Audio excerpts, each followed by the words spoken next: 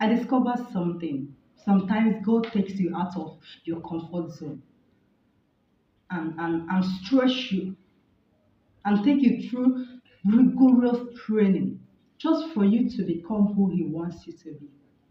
Sometimes, look at the story of Joseph. Now imagine Joseph became the second hand to Pharaoh. Do you think that if God did not take Joseph out of Jacob's hand, that Joseph would have become that which God wanted him to be? Do you think Joseph had so much comfort?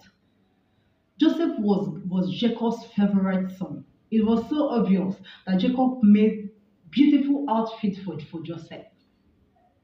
In fact, Bible recorded that Joseph hardly go out to the field with his brothers. When they go out to the field to farm and bring him food, Joseph will be in his father's house, eating and enjoying life.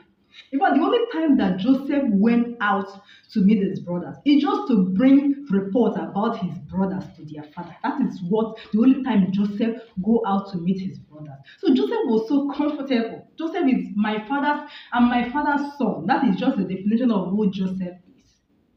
Then when it's time for God to begin that training that He wants for Joseph, so that Joseph can become that which He wants Joseph to be, He separated him from Jacob. Because He knew that it's not possible for this guy, for this boy to become a great man, to rule a nation like Egypt with this kind of comfort that he had in his father's house.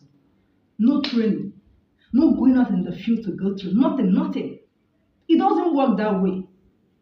You might go through a lot of things, a lot of trials. It might take you out of your comfort zone. Things that you used to enjoy before, suddenly it might stop happening. Now, instead of just saying, God, why me? Why have you forgotten me? Why are village people after me? It might not be village people. It might be God stretching you. It's time for you to understand that everything working out for good for those who love God, for those who are called in accordance to His purpose. It's time for you to say, God, what is my purpose in this situation? It doesn't mean that you've done anything wrong. There's something that my mentor usually say. He usually called it some years ago. He told me again, there's something called legitimate suffering. Maybe yours is legitimate suffering. It doesn't mean that you've done something wrong. Joseph did nothing wrong.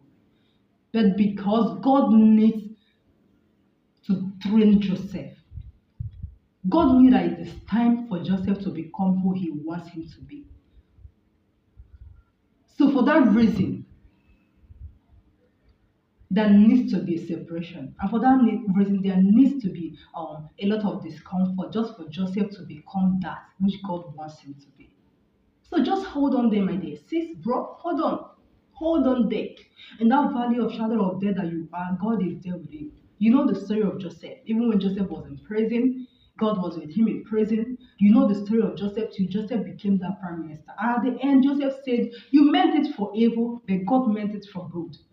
Joseph came to a realization that it is God that took him out of his father's house just to take him through all this training and become who we knew about today. I hope that you're blessed. I hope that you don't give up. I hope that you keep running like the racer on the field. I hope you do not give up. I hope you keep holding on. I hope you keep standing on faith, knowing that everything must surely work out for your own good. I hope you're blessed. Till we meet again.